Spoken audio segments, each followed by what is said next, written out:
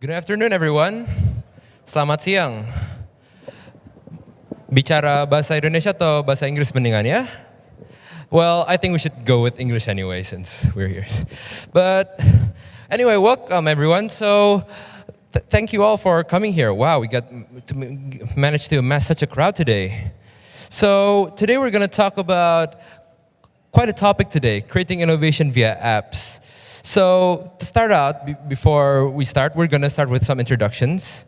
So I'm Rinaldi from Gress Studio. I'm the CEO of Gress Studio. We're a company that currently is working to promote the concept of the Internet of Things through like our device. So we are like both a hardware and software company. The hardware part comes when we create a device which can monitor the pollution in the environment. But the software part comes when we use the Internet of Things concept to take in that exact measurements from the device into the application. That's where all the innovation comes in. And as a company that utilizes data for its application, we definitely always need innovation kinds of methods to really implement to make the application even better. And that's why we also come to share our insights regarding the innovation that we can use in our application to make our users more happy with our current proceedings. So without further ado, I'd like to pass on to the next speaker. Hi, I'm Calvin. I'm from PicMix. So PicMix is an interest-based social media made 100% by Indonesians. So our platform connect users based on their profile and their persona to connect with the similar interests of people and group of people through photo and video sharings, sharing articles, blogs, and also some games and all these kind of things will be profiled using our machine learning technology to understand them.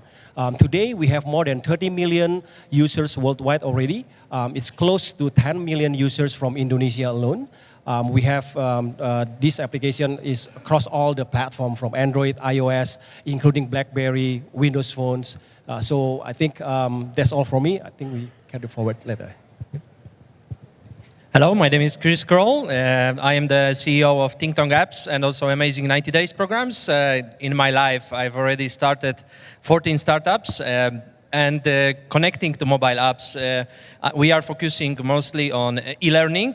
So we have produced applications for learning languages, which uses a spaced repetition system of learning, where user is led by the application, which is going together with his speed of learning.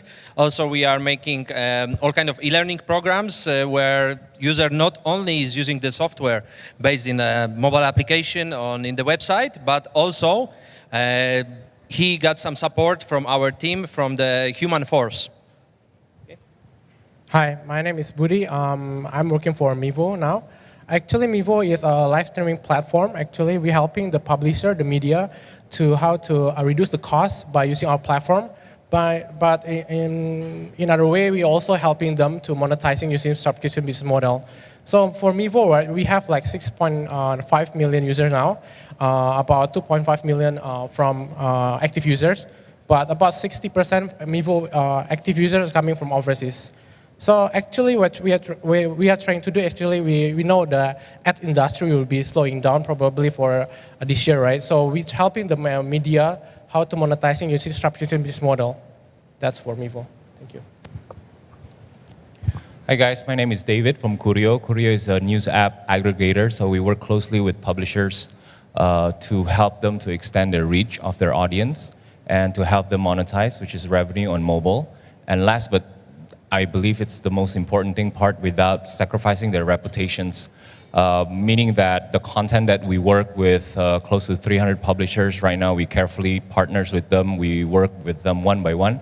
And I believe in the earlier sessions, Winston from IDN Times, which happens also to be our partners, mentioned about the whole rise of what's today being called fake news and hoax and so-called. So we've been focusing on that even since the early days of Kurio, by making sure our users are not exposed to those kind of content. So Kurio itself is not really a media company. We're a tech company who work closely with media. However, we believe we do have somewhat a responsibility in terms of what type of content we deliver to our users. So in terms of the theme of these sessions, so the kind of innovations that we do a lot of handling with users' data, publishers' data in real time, and we apply a lot of data engineering on that in terms of helping our users to passive personalizations of their content.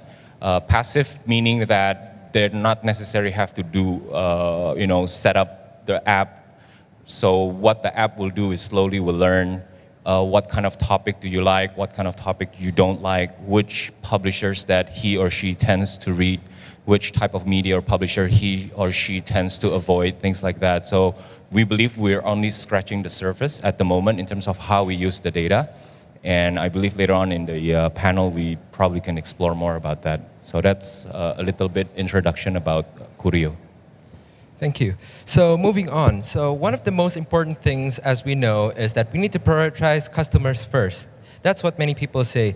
So generally at Grace Studio, we have a kind of a nature where we try to promote new ways of being able to present data. For example, like if you have like the kind of data when you have the platform, you show the data, it can be a bit boring. That's why like sometimes it's good to also present the data in different ways, such as just making conclusions from all the data, showing indicators whether it's polluted or not, or also perhaps also just giving an alert to your Twitter account to be able to detect the data that goes through, if it's polluted or not, if some locations need attention or not. So, and I was just wondering, how do the other panel members feel about being able to have more customer experience? How do you promote customer experience in your applications generally? Well, we have been through many stages before we come up as a social media today. So when we first started PicMix, it was just a simple photo editing editors that can do collage. So we make it like very user-friendly. So we're experimenting with a lot of user interface and also the user experience. We have a sample of users that try to download, and then we give away this prototype for them to try on. So from that, then we learned that what is the best way to present this as a photo editor to them. That's the phase one. The phase two, when we come up to the social media, is another ball games. So it's not as simple as just creating a photo editors, because mostly people will get used to it already on the icon and on how is the tools is the features and everything. But on the social media, different experiment that we have to do, not only for the UI, but also on how the people interact with every single elements in that. And I think the most important thing is that how our platform can really, engage the users, so they will be stick around with us. So this kind of whole things, the whole ecosystem that create what we call it as the user engagement, using the best user interface that we can provide for the users, and of course the user experience that we have to keep on experimenting. I'm not saying that today our apps already has this kind of very good user experience already. We are still developing every single day. We're tracking from my analytics tools to see which one that most of the people bounce and which one that they really stick around. So these kind of things that we keep on analyzing it. So I might say that it's not an easy job to do, to present the best user experience for the users. So it's like keep on learning. Yeah, keep on learning on that. And thanks to our technology from the machine learning, then we understand the profile of our users, that which area that they are really interested in. That's from me. Okay, in our business, we have made a couple of years ago, I think, a new approach, because we started using mobile applications or web solutions, not only targeting, for example, millions of users, which we had before in our language learning applications, but we wanted to give something more, to use more mobile apps as a tool, not as a target device. So we have more focused that if we are making educational programs, if we are making something that should have a viable result and should have impact of people's lives, we cannot just use the software, because software is like a book. For example, and the difference between it will be the book versus the university. So we wanted to create something more like university, but use the mobile applications as a tool, not only as a target device. That's why we have created the programs which are very expensive. Compared to normal apps where people will spend like $1, $2 or something, and then our numbers counting to millions. But we created software which costs 1,000, 2,000 and more even dollars. But together with it comes also the human force. So there are people that are teachers. There are all kinds of solutions which connect the real human on the other side. So in my opinion, I think where education is concerned in mobile apps or in other webs, internet software things, I think also there will be a time where we will start to get back to the human force. We will start to get back to not only counting in millions, but also to lower the number, but give better experience for people, better service, and more individual concept of learning, of using the software. Okay, then thank you. For Mevo, right, we started Mevo probably like 3 or 4 years ago, right? At the beginning, we found out that many Indonesians at the beginning, they want to watch TV station outside Indonesia, right? So at that time, we trying to build an apps, right, and a website at the time, how to able to fulfill their requirement, and they want to watch TV station easily, right, in overseas, right? At the time, we building one, so basically, we want to have like 3 steps before people watching the TV, right? But nowadays, right, people are changing the what you call the behavior, right? So by using the tools like Mixpanel, everything like analytics that we are using now, right? We're able to adapt and we're able to know which like application or content that they want to watch, though, right? So by learning the the data that we gather probably 2 years, 3 years from previous year, right? We're able to know which profile that they want to watch, which content, like which celebrity that they want to watch, though, right? By using this method, right, we're able to know what we're able to give them the first content that they want. By using this, we're able to increase the user experience for Mevo users, though. So, but I believe in the next chapter, right, we need to know about the data itself, right, by user profile. I believe the user profile will be like taking the next level for creating innovation through apps, though. Thank you. In terms of innovation and its relations to consumer experience, user experience, so earlier we mentioned for Kurio, we do a lot of implementations of data engineering and data science. But before we got there, actually, most often time, even in the early days of in Kurio, the way us as a product development and software engineers, we oftentimes get trapped in this whole, innovations where you're trying to build a new product or new features but we realized quite early that it all started from just the basic kind of innovations because unlike in many other different countries, but I think for a market like Indonesia, so if you look at the layers of innovations, right, so obviously the top layers will be the product that you build, right? But as you go through down for mobile app kind of layers, you have the networks itself, you have the hardwares, which is the devices that your app should work on, and then the software or operating system that you should work with. So we look at the early days of our innovations is just simply optimizing on the network usage side. So for Indonesia, for example, for us as entrepreneurs or as a company, you tempted to create these really super cool innovations. Whereas for users, all they want is just that, is your app size small enough for average Indonesian to install the app?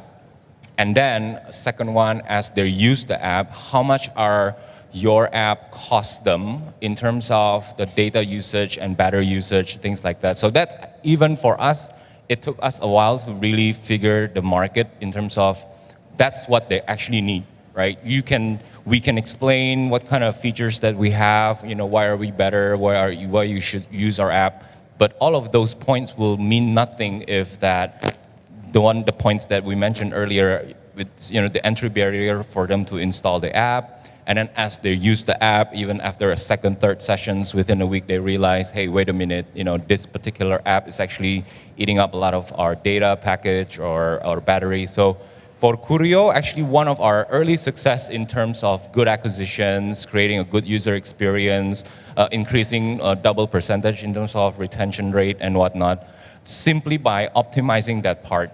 So it took user literally, milliseconds to open any of the content within Kurio, for example. That's pretty.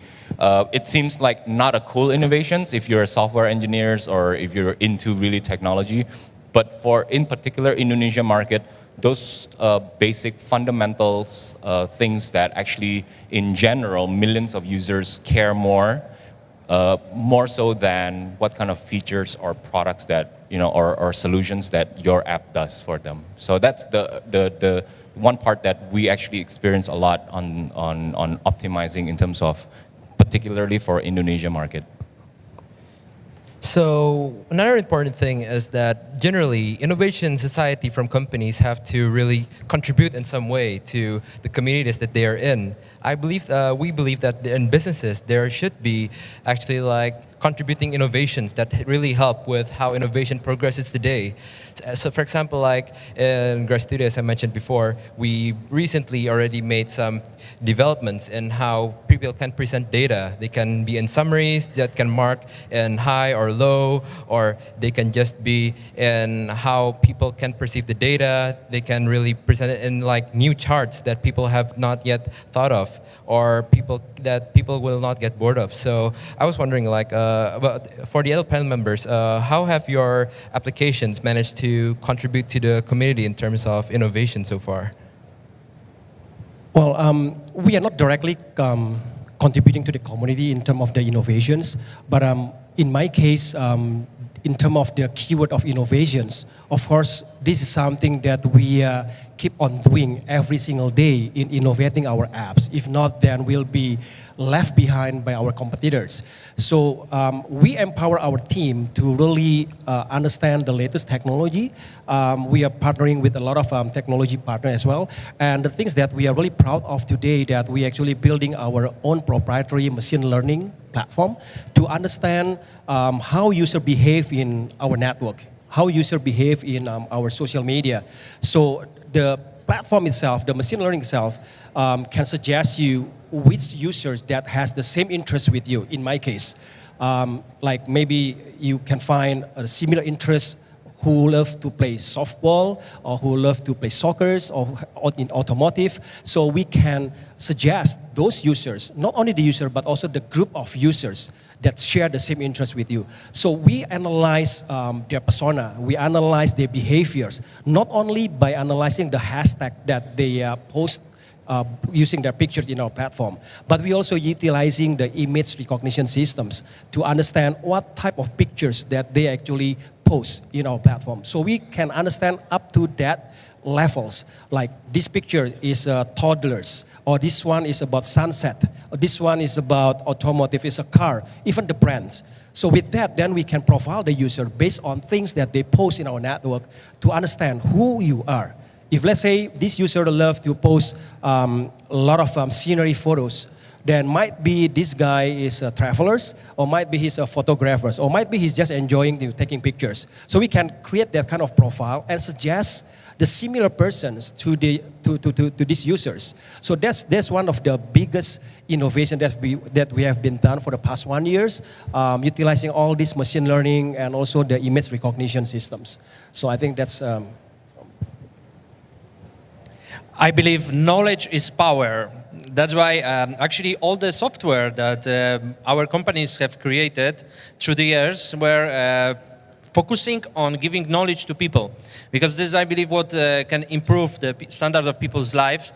And for example, when we started creating mobile apps, we started straight away with the software for learning languages.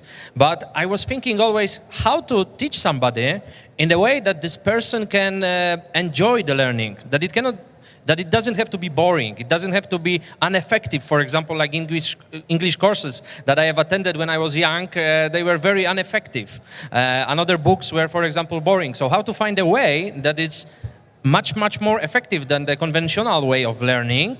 And also it's fun to do. That's why we have created our mobile apps for learning languages. We have created them in the way of playing a game, in the way of delivering the highest effective methods.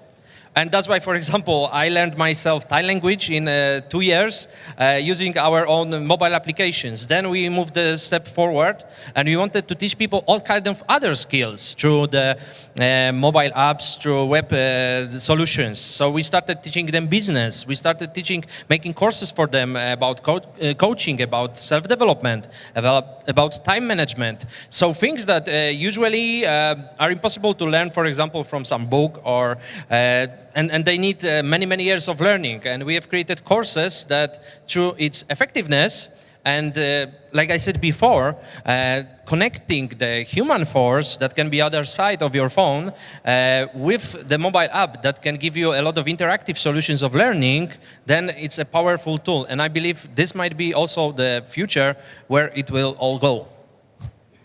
Okay. At the beginning, Mevo like just working for media, right? But when we met with the media, right, media company, right, usually they struggle how to use how to meet between cost and also the revenue, right? Because when we're dealing with streaming, right, you need to have some of budget, right, for CDN for delivering the content, right? But that's why when we heard about that kind of thing, right, so we trying to how to help them, right? Which is by helping them, giving our traffic, right? We're giving for free for the media company to use our platform, right? So if you are a media company but have a good content, but you do not know how to make it profit from your content, right? You're able to use our platform, right, for free, right? But in other way, we also helping them how to monetizing our user base. By using the subscription. By using this kind of thing, we're trying to help them, right? Content creator, right? How to able to to compete with the big media, how to able to deliver the content, but and also create profit for them. Our particular contributions in terms of what we do to the community, which in our case for our users. So about 6 months ago. Our engineer in Kurio create two simple engine powered by our data engineering. So one engine is actually what we call a filter for appropriate versus inappropriate content. And then the other engine is a clickbait watcher. So what it does is basically, because our companies and product mission, we're trying to align it down to what we built in our product. So in order to create a product that to help our users stay informed, well-informed, be inspired and entertained. So the clickbait part actually, believe it or not, as good as it looks like. So clickbait usually a very tempted articles or content to be clicked, which I'm sure everyone in this room quite familiar with the terms of click-through rate. So those kind of content actually receive a very, very high CTR. So what our engine do actually, we learn in real time, the high CTR that above the usual average tends to have a very low percentage finish rate reading. So in a way that Indonesian user is actually not as easy to trick with that kind of content. It means that it shows that a good quality article, typical user will read above 75-80% of the screen. We track the pixel. And for clickbaits, high CTR, and yet people will finish read only 15%, 20% of the page. It means that although they open the content, but they move back immediately. So that's what we do a lot to help our users not get exposed to too much of that kind of content. In the same time, on the appropriate, inappropriate of content. Because you wouldn't believe, the kind of content supply that we work with. At times, in every 24 hours, our engine can take up about 15 to 20,000 content. So our engine helps to filter out that content and again, to create that one safe place, safe environment for users to open and read and consume content. If you do a quick survey, in your neighborhood, in your community, office and surroundings, one of the top channel for people to consume their news is actually the social media, which slowly in the last 2 to 3 years is no longer really a safe place. Right? So you'll get exposed to a lot of hoax, fake news, or some folks call it alternative facts these days. So we want to avoid that kind of content from our platform. So with that, that'll be all from our panel. We'd like to continue, but it's time's up. So with that, we're going to conclude the panel. Thank you for listening to the panel, and we do hope that you've managed to get some very interesting insights today from our experiences in our industry. Thank you. Thank you, Rinaldi.